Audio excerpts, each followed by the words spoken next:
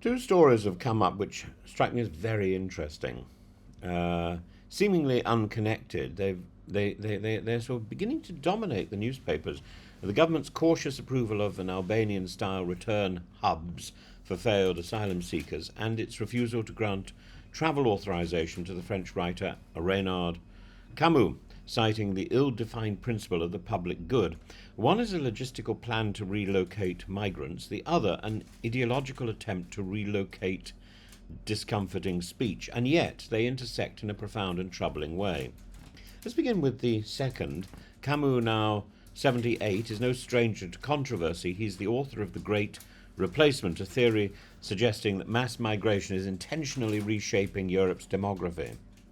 His ideas have been labelled conspiratorial and in some cases dangerously incendiary. But banning him from UK soil for a scheduled speech at a Nationalist Party event along with a potential Oxford Union appearance raises vital questions, not about Camus but about ourselves. What constitutes the public good? Who defines it and who polices its limits?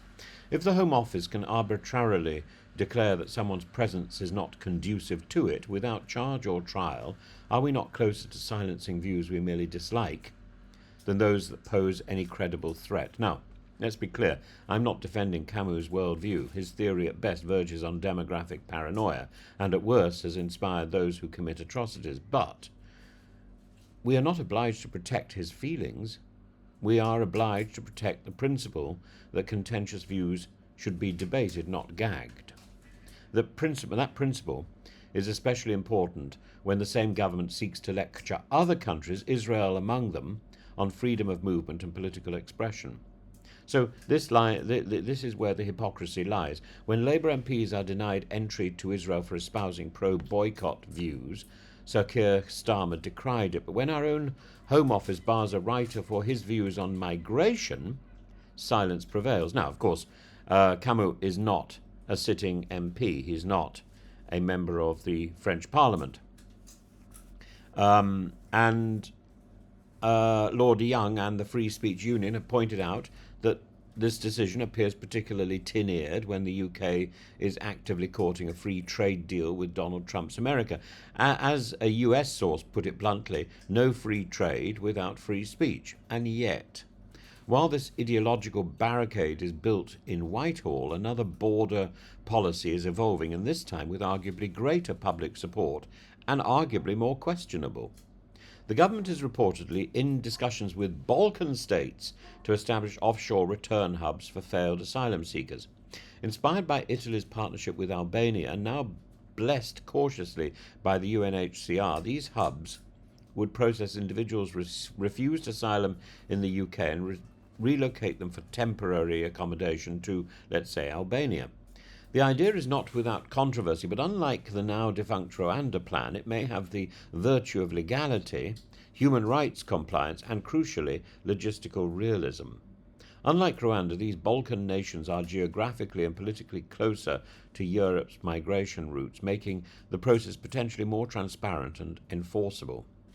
Provided the hubs maintain proper accommodation, healthcare access, and legal status for temporary residents, as the UN recommends, this policy could serve as a pressure valve in our overwhelmed asylum system. I'm not blind to the ethical tensions. Outsourcing human responsibility carries risks, and if we begin to see asylum seekers as a burden to be shifted elsewhere, we risk sliding into moral apathy. But equally, we cannot pretend that the current model, hundreds dying in the Channel, 9,000 arriving already this year, and a backlog of 170,000 cases is sustainable. The test of any migration policy is not whether it's nice, but whether it's humane and workable. And if return hubs can be both, then they are a better path than either the Rwanda delusion or the populist inertia of doing nothing. Of course, part of the problem is that the Home Office go slow, instituted by Theresa May and Blunkett all those years ago, eventually called the hostile environment, is at the heart of the crisis. If the Home Office were encouraged to do its work promptly and to process the backlog, then maybe there would be less of a problem that we have to outsource to other countries. But how do these two stories link? In essence, they both expose a growing incoherence in our border policy, not only of people, but of ideas. And we are outsourcing asylum accommodation in the name of logistical necessity, while insourcing ideological purity by banning speakers we fear might disrupt the public narrative. This is not policy. This is panic. And we cannot insist that Britain is a haven of free speech and open discourse while barring those we think are inconvenient. Nor can we solve a crisis in migration by shouting slogans at dinghies. We need to be smarter. We need to act better. We need to legislate more fairly. And above all, we need to think harder about what kind of country we want to be. Open but protected, generous but ordered, and confident enough to host those with whom we vehemently disagree.